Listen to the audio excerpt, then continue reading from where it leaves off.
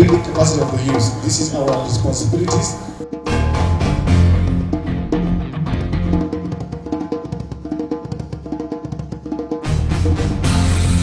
So it is a collective responsibility to all of us.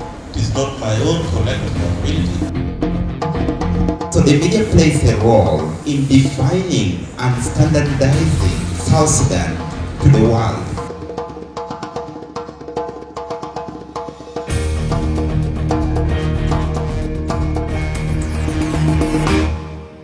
It's all about social responsibility put up by Chol, Duang and Akundika being all the way from SLBC. My name is Mathiang Joseph.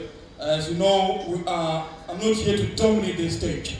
I've got also my co-presenter, the one that will be also co-moderating this program, who is none other Chol.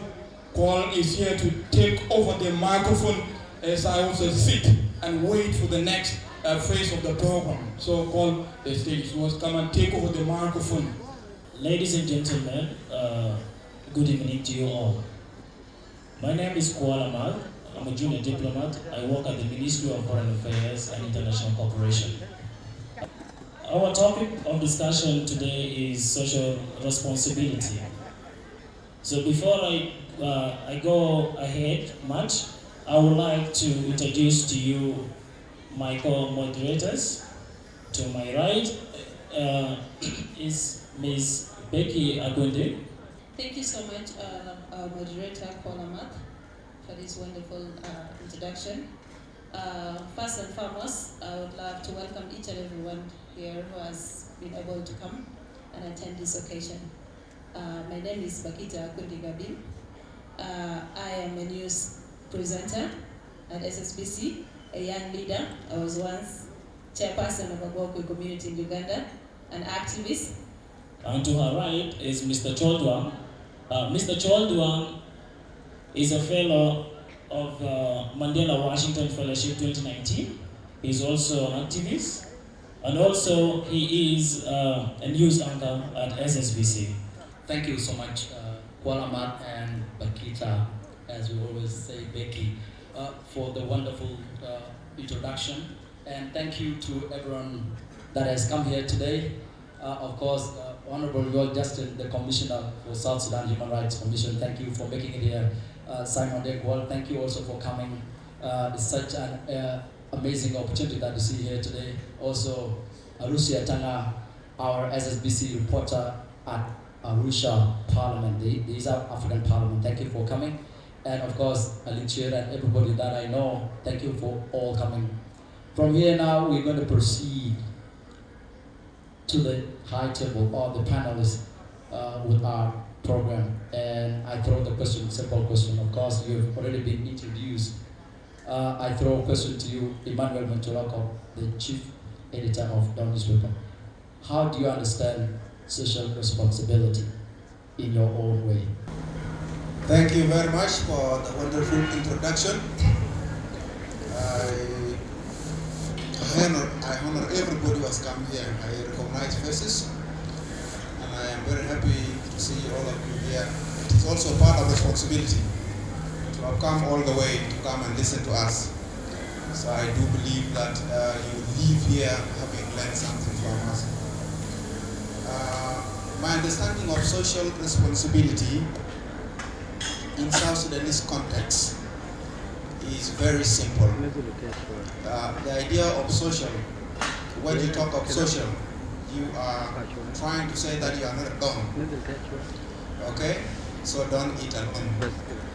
Okay? Don't sleep alone. Okay?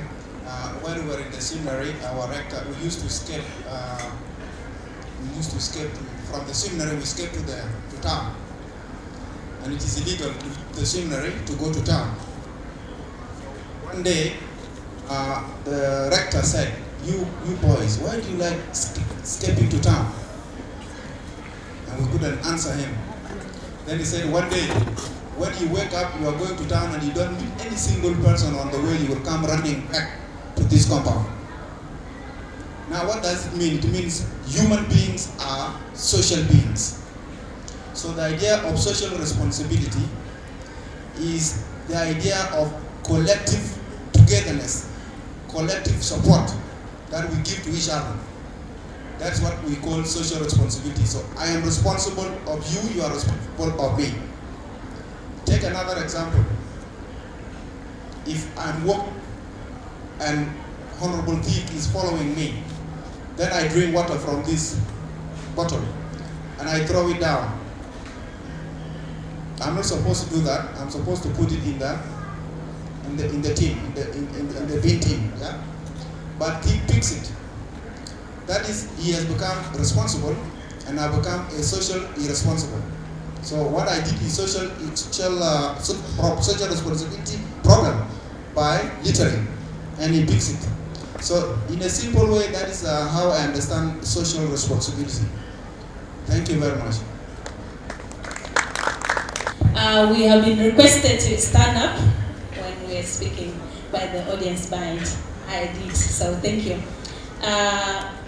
You have heard what social responsibility is. My question goes to Honorable Tik Mayardit. Mr. Emmanuel Mucholakov has just said if he take water, if he drinks the water from the bottle and he try to litter it down, minus putting it into the bin. That brings me to the question of Keep Juba Clean. Can you please briefly tell us what Keep Juba Clean is in regard to social responsibility? Thank you very much, Bakita colleague.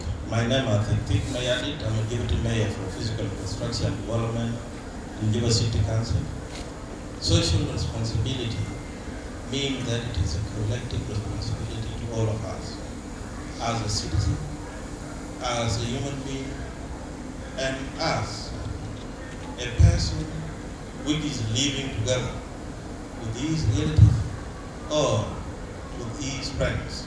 So the responsibility lies with everyone. So in this question which you have said that Manchol Akop have said, and last time I said that keep Juba clean, it means that each and everyone here as a citizen in South Sudan must have that collective responsibility of keeping Juba clean. Not me alone as a Juba City Council or as a Deputy Mayor. It is a responsibility of each and everyone not to make our city dirty.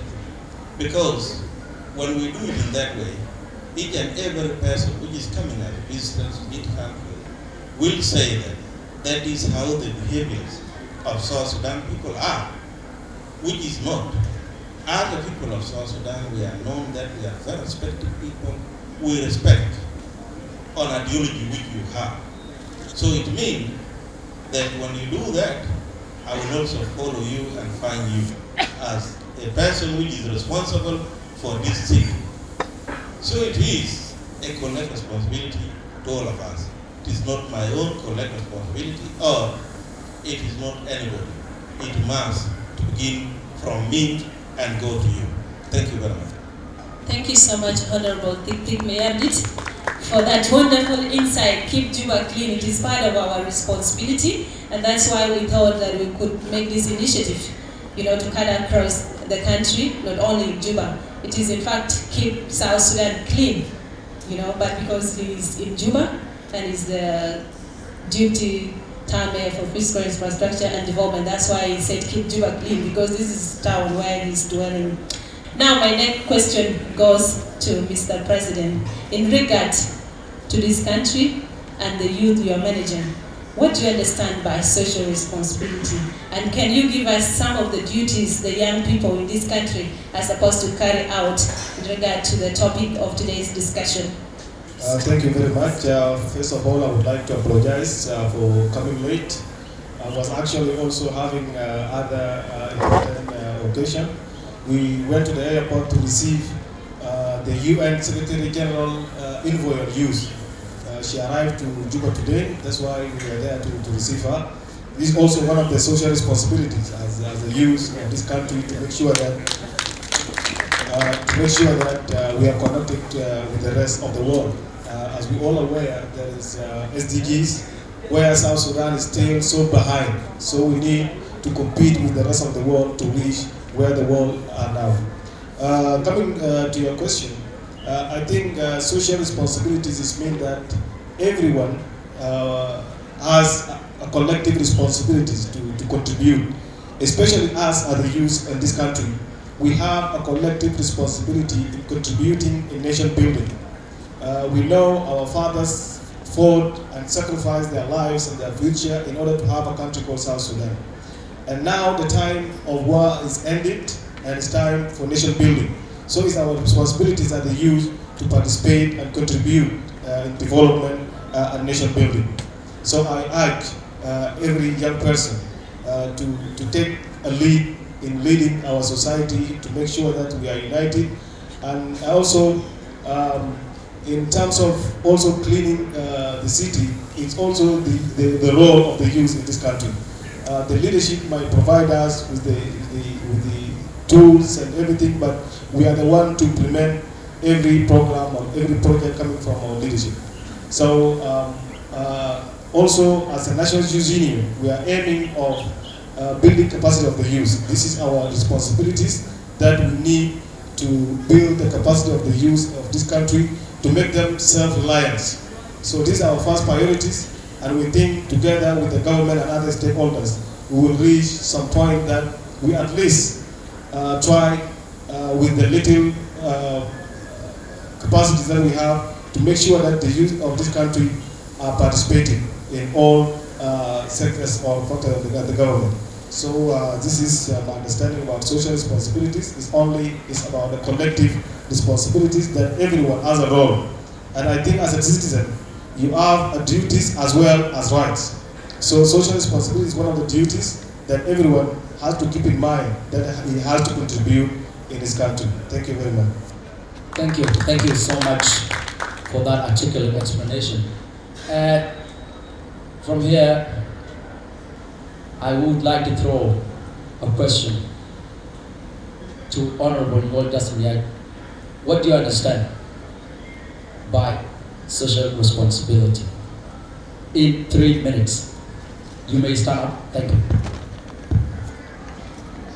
Just threw me under the bus because she didn't tell me I was part of the panelists. Quickly, thank you for inviting me. And of course, it's good to see your co-panelists. I think, Joe, I think I've heard your name a lot, but I haven't come in direct contact with you. Perhaps that's an indication that I don't do my social responsibilities. President of the Youth, congratulations on the elections.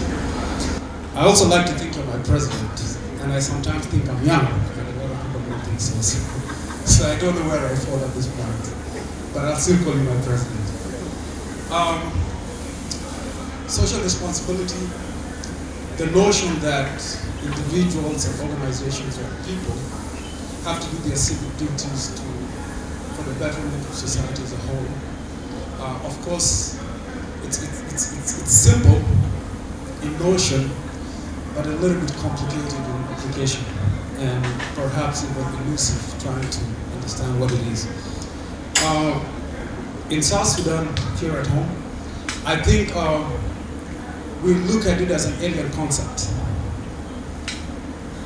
but I don't think it is an alien concept. We have followed our African brothers like Desmond Tutu speaks about Ubuntu,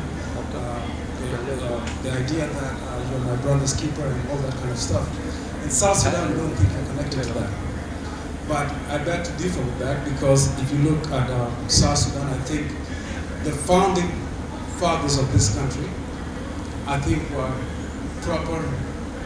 properly entrenched into the notion of social responsibility. The idea that you can pay the ultimate price, which is your life, for a struggle, for a generation behind you, I think that's the biggest social responsibility anyone can give you. And so I think in South Sudan, it's well and alive just because of that history. And that's the best that we can have. I think we as people who are alive today, we have our own roles to play in regards to advancing that. But those who perished for us are better than all of us. That's the first place we have to, that's the point of departure to me.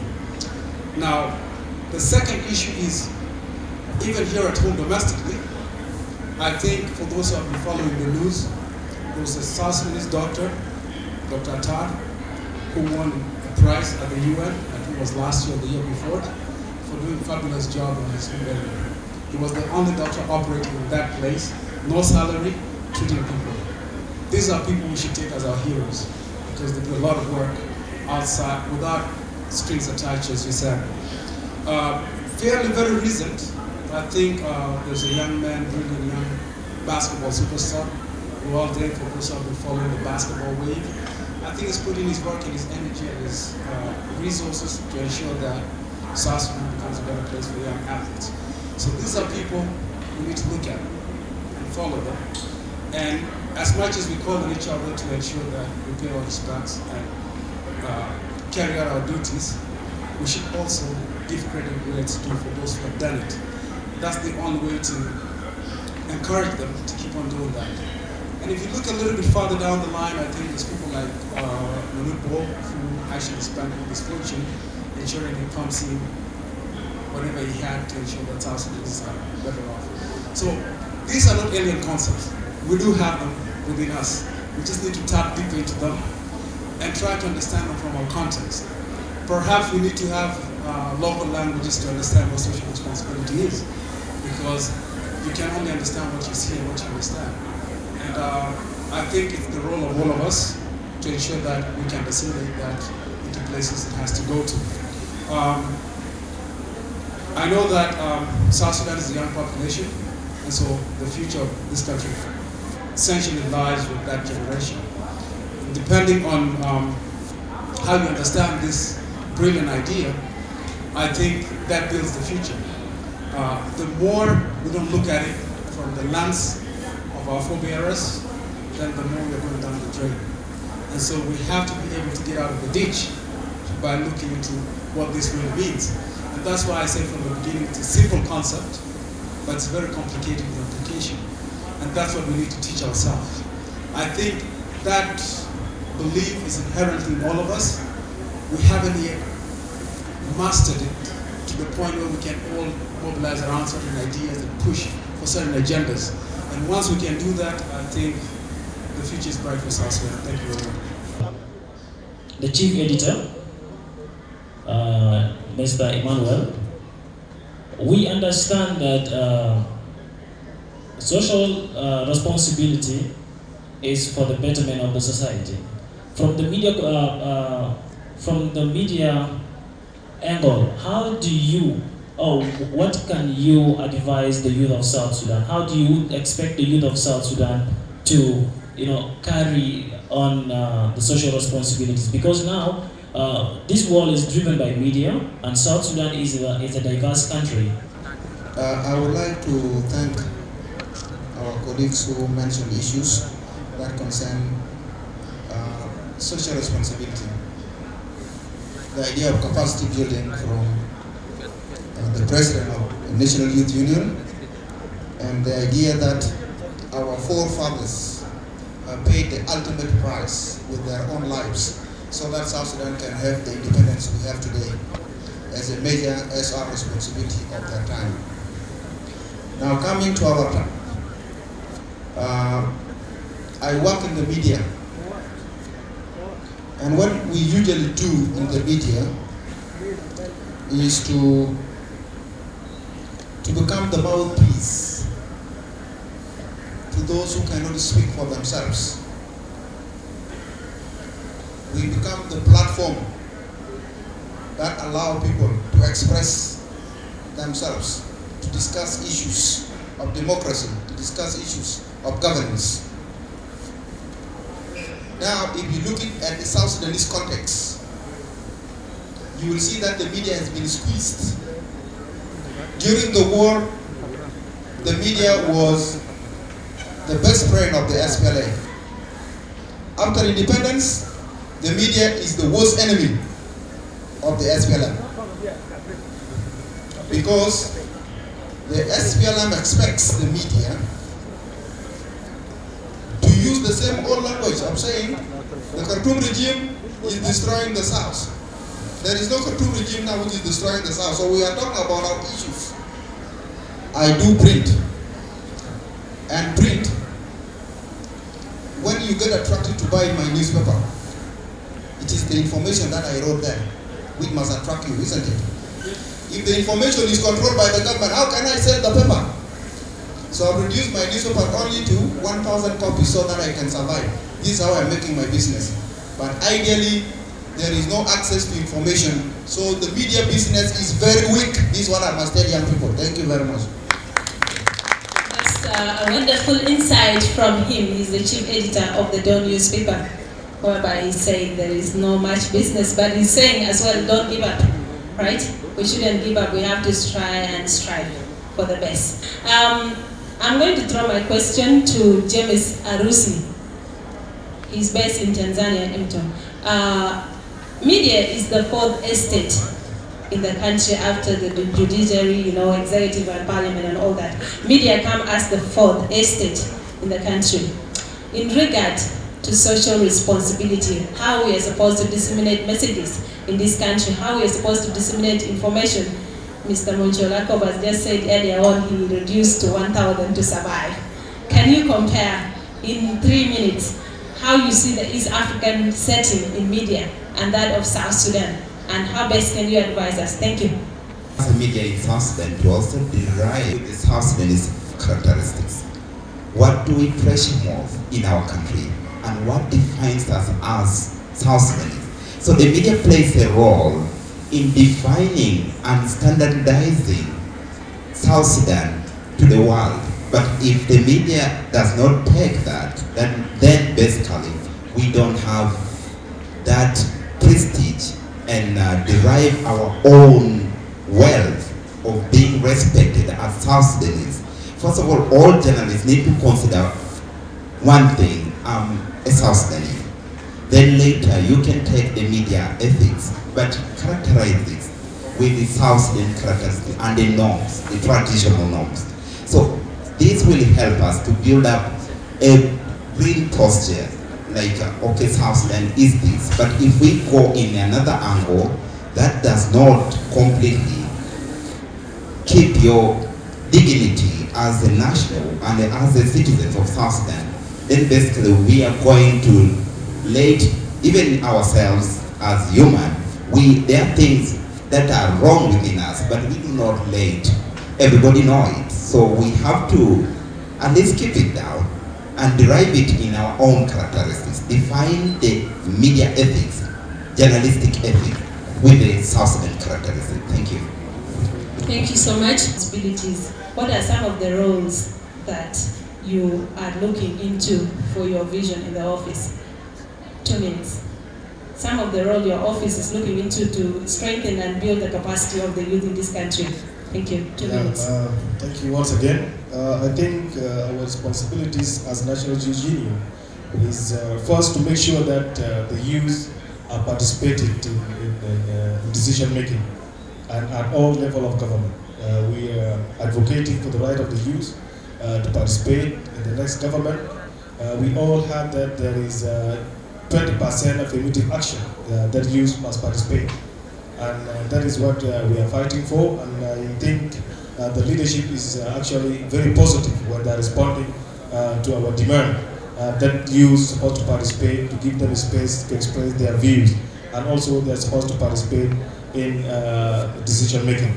This is one. Secondly, in terms of capacity building, we are aiming with other UN agencies and partners and the other stakeholders that in terms of capacity building, there is also what we call a small business schools that we want to see these young entrepreneurs with ideas and support them as National Youth Union in order to go and start their businesses. Because instead of giving someone fish, you need to teach him how to take a fish. So this is our strategies in National Youth Union. And I'm also seeing that as South Sudanese, we are more concentrating on theories studies, which will not take us anywhere. My advice to the youth of South Sudan is that we need to concentrate on technical educations, like vocational training centers, to make sure that we are professionals in our field, so it will be easier for us to find jobs after graduation. But if you are studying like economic, political science, law, like you are not going to get actually the job after the graduation immediately. So we actually advocating on trying to make awareness to our youth that you need to study things that will lead you direct to workplaces. So these are the studies that we are doing, and I think we are still starting now the programs. We are also going to engage in farming as a youth. We have a very good plan, and last time we had a meeting with MD of Agriculture Bank, and he's agreed to support young people who are actually want to invest in agriculture. And that initiative is going on, and I think we also, this is one of the ways that for us as young people, we need to engage deeply in agriculture, because to me, I understand the real resources of our country is not the oil, but the agriculture and animal resources. They are the real resources that we have in the country. Thank you very much. Thank you so much, Kola Boy, for that wonderful consideration and also contribution. So a lot has been said, and we are getting this platform as we have to pick and have some takeaways, so that we will be able now to develop professionally. And now, I picked something from the panelists. They spoke over one thing, that social responsibility is all about collective responsibility, collective support that we get among ourselves or from individual. At the moment, I would like to hand over the microphone to Chol to show us also the next phase of the organization. Ladies and gentlemen, without wasting much of your time, I would like to remind you once again that we are all gathered here to discuss the social responsibility. Now, I'm going to give everyone the chance to ask a question based on social responsibility. All the questions are going to be based on social responsibility. So if you feel like you have a question to our panelists, please don't hesitate to ask, and be mindful that the topic is social responsibility.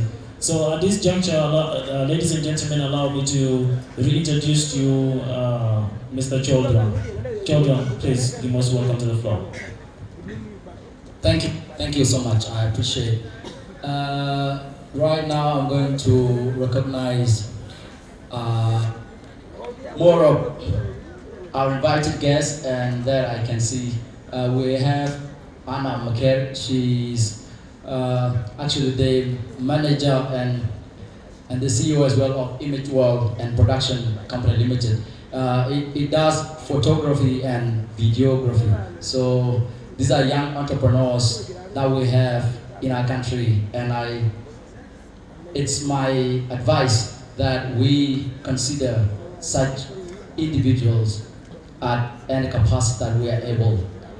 These are young, powerful people that we have in our country, and we need to give them a platform. We need them to be heard, to be seen.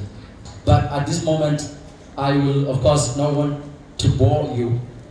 I'm going to throw another question, this time to Juba City Council Deputy Mayor for Infrastructure and Development.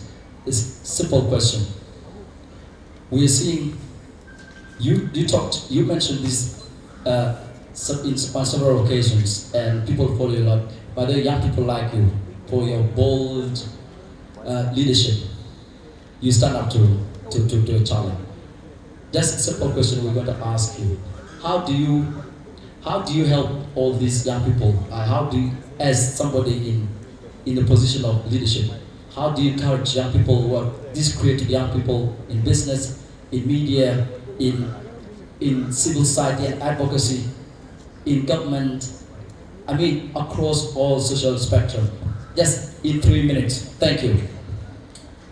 Thank you very much, Duang. As you said, yes, I'm one of the leaders in this country, but this country needs a tough decision. Because when you are a leader, you must take a tough position, which is being liked by your people. So my responsibility is that to give them the job which have been taken by the foreigners to them, so that they can do their own job in their own countries. Because I've been saying several occasions that if we are not careful, we are going to be a foreigner in our own countries. And this is good. Why? Because all the people which are running business here, they are foreigners, and they are being brought by the leaders. Before I go to city council, the city council, when you go there, a foreigner can box you and you cannot go anywhere. If you go, you will get a general, you will go national security, you will go MI, you will get what. But when I went in, the foreigners now are being boxed by the South Sudanese. Not they to do that. Because what does it mean? This country, no anybody is going to come above to come and help us. It is we as leaders to put our mind together and see what is good to our people, not to ourselves. A leader which used to see for himself or for his family is not a leader. You must know that what you are working for the citizen, because you are a servant of the citizen. You are not a servant of yourself. You come and serve yourself later on when the citizen says that you have served us, this is yours. But here, it is a different. So my friend, as I'm here now, I'm still going ahead, looking for that. I'll fight the battle, but the strong battle is going to come out. The one which is saying that the foreigners cannot be allowed in this country to be the one driving, to be the one running the business, even for the one of Chapati. Just on the roadside, it is some of the people which are doing that. Also, the embassies must be driven by our people, not by the foreigners. The UN and all the agencies which are here must be driven by our people, and our people must hold a position which is belonging to the South Sudanese. Thank you so much. Honorable Thick, how did people of South Sudan can achieve social responsibility? And is its social responsibility have been achieved? If it has not been achieved by the people of South Sudan, then what makes it not to be achieved? And how and what to be done to achieve social responsibility? Thank you so much. Again, to the mayor. I don't know, maybe I should talk to you on one-on-one? My name is Asara Bulan, Miss Earth South Sudan. This here annoys me. It annoys me because South Sudan do not have an industry that actually produces this. And I'm glad you touched on foreign because it totally comes from outside. And we suffer in terms of management, health life, and everything else. You that is representing the government and Juba are the plans to stop the Ugandans, if not the Kenyans. Thank you for the chance. My name is Janagok, the she mentioned. My question will go direct to Tik Mayadi. Sometimes I feel bad when some other things are going on around my environment, my society. I mean, like someone coming to your office, wanted to see you, for instance, and the person may spend like 15 minutes or 30 minutes discussing with you, doesn't know that this is a public office. How do we really understand that? This one office belongs to the public, it's not for you. For those who have submitted in their question, it is not the end of the question. For those who have not got a chance to ask question, you will be given opportunity later on. Right now it is at the time for our panelists to answer your question. We will begin with Honorable Tik Mayardit to answer the question that were directed to him. Thank you very much. My first question was from the gentleman who said that how will we make the people to understand the social responsibility in this country. In this country, you must know first that you are responsible. When you know that you are responsible, the thing will go smoothly like the way you feel. So for us to make it, we must teach the people not to tell them that you are doing this by embarrassing. You should put them down and talk to them to tell him or her what are social responsibility to be doing so that they cannot mess up. Because when you do that, you will actually empower the people on how to do their own thing. But there is a bad thing here, which is that which our people are not going to understand quickly. Most of the people used to say that South Sudanese people are not understanding at all. They don't understand. But I differ with them. I used to say them to tell them that South Sudanese people are understanding. But what it needs, because the war has been going on, the one of Anyanya one was 17 years. The one of SPLA was 21 years. Now if you put that one, you will come into 38. If you put another 6 years, which we have been fighting among ourselves, it will come into 44 years. How will you expect somebody which has been in war for a very long time to understand quickly? They should be trained. They should be given what we call a social responsibility, that you are responsible. They must be trained. Not to tell them that they are not doing this, let us not give them that. They must know that their social responsibility which is taken away from them must be given to them. So this is our role to train the small people which are coming. Perhaps I'm 39 years old, but I'm not young. I'm not a youth again. Why? Because I have gone to the politics before even I become a 30 years. So I'm not going to be a youth anymore. I will confuse them if I'm with them. So it is a responsibility, we must take it, all of us. Coming to Sarah, which he said that what are the plans to stop this thing which are being made by the Ugandan and the Kenyan. We are having that plan. That my plan in 5 years, which is the plan in my project, it is that we must make sure that the South Sudanese people must have their home. They must have their own companies to make their own thing, being employed by the South Sudanese, not the foreigners to run their own thing. So I'm having a plan of doing that. And that plan, it will not be achieved if we will not be talking to our partner. The other thing is that from Jonathan, which he said that there are some people who used to go to my office, and some of them sometimes even take 10 to 15 minutes, and some other people are waiting. Yes, it is correct. My office is a very busy office.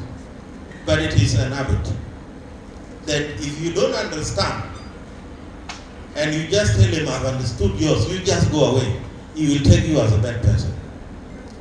You must sit with him or with her so that you listen to what he or she is saying. So that is why you see they are hating some of the people in the government. Because as a person which is also responsible, I must take each and every South Sudanese, not even a tribe.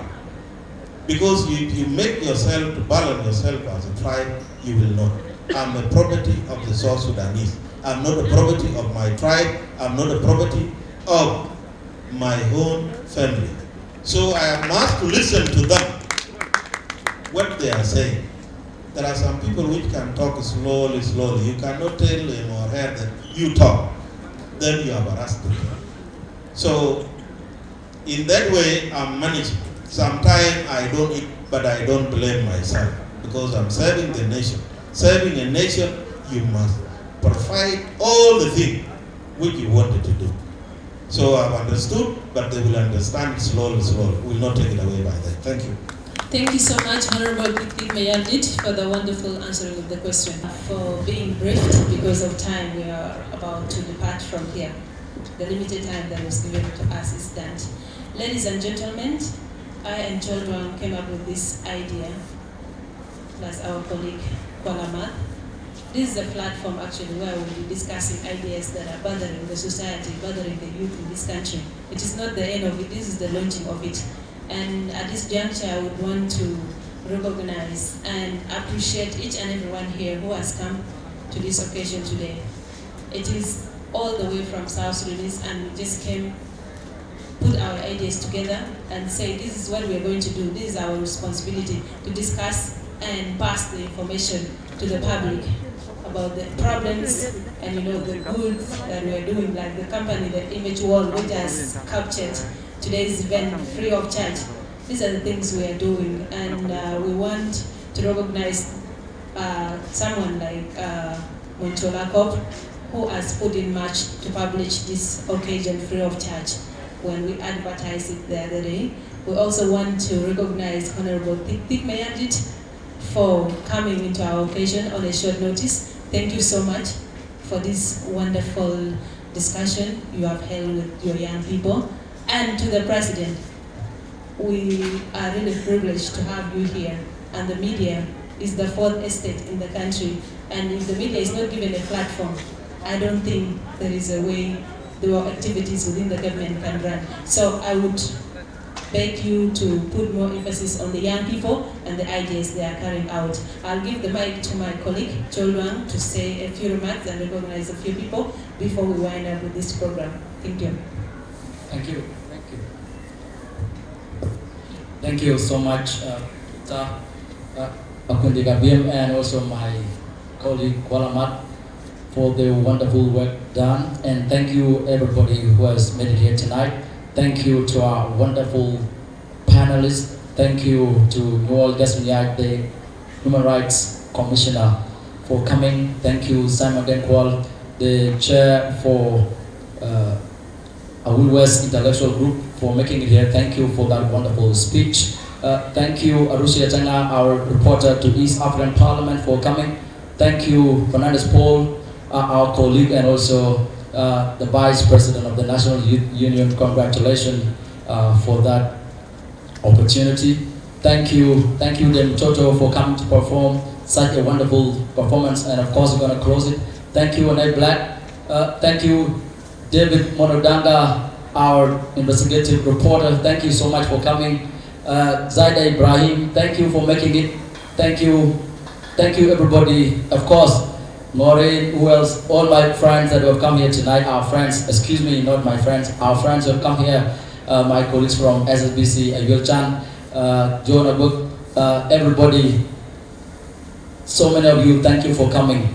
Thank you for this wonderful put together sort of event.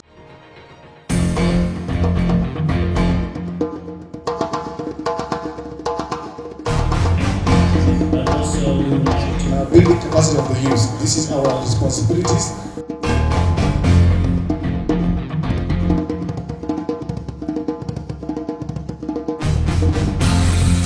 So it is a collective responsibility to all of us.